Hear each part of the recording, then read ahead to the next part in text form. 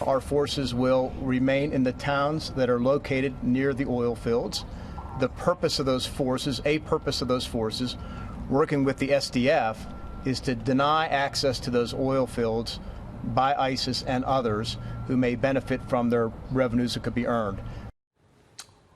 All right, that's Defense Secretary Mark Esper essentially saying we're still in the neighborhood here. Let's get the read from Van Hipp, the former Deputy Assistant Secretary of the Army. What do you think of what he's saying, Van? Well, what Esper is saying right there is exactly what Senator Graham said yesterday on this network concerning his phone call with President Trump. And that's a good thing, that the president understands the need. We've got to have air power and other assets to secure those oil fields. We got to make sure that they don't fall into the hands of Iran or of others or of ISIS.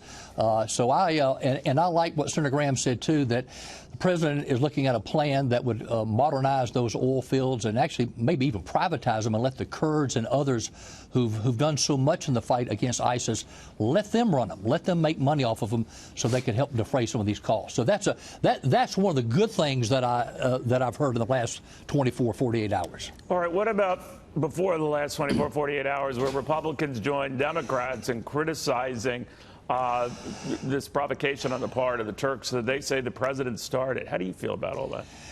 Well, look, I know Syria is a quagmire, and I've warned about an escalation of activities there for some time. But, Neil, if you're going to withdraw troops, there's a right way to do it, and you do it with proper planning. That means you work with our allies, people like the Kurds, God bless them, who've been in the foxhole taking the fight to ISIS.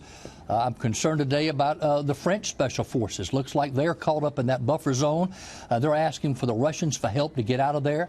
I think the British special forces were caught off guard. They had elements there in Syria, and the Brits were depending on us for transportation. So you got to consult with your allies and your friends to do the right kind of withdrawal.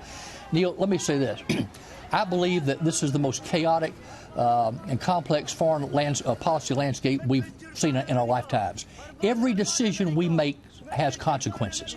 We've got to think strategically, and we've got to think preemptively. Think outside the box. This is why, for a long time, I've called for the removal of all of our nuclear weapons in Turkey. U.S. nuclear weapons off of U.S. soil should only be in those countries that are strong, stable, and reliable allies. That is not the case with Turkey right now. It's fair to say that the president didn't bounce this off a lot of the military types, guys like you, that he went with this via tweet. Now, he argues that this was well telegraphed, his desire to eventually pull out of the region, but that it was poorly communicated. Do you think the president should learn from this and maybe be more in step of communicating with the top commanders in the region? Well, maybe that's what's happening right now with regards to what Senator Graham has relayed concerning the conversation he had with the president. The question is now, what do we do?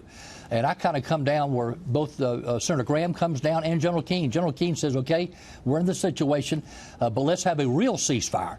And let's have a real DMZ or buffer zone. And I do like the idea of seizing the oil fields and modernizing them and letting the Kurds and others who've helped in the fight against ISIS, let them run them. That, to me, seems like the best we can do right now in the situation we're in. All right, Van Hipp, thank you very much, my friend. Very good catching up with you. Thank you. All right, we have this open.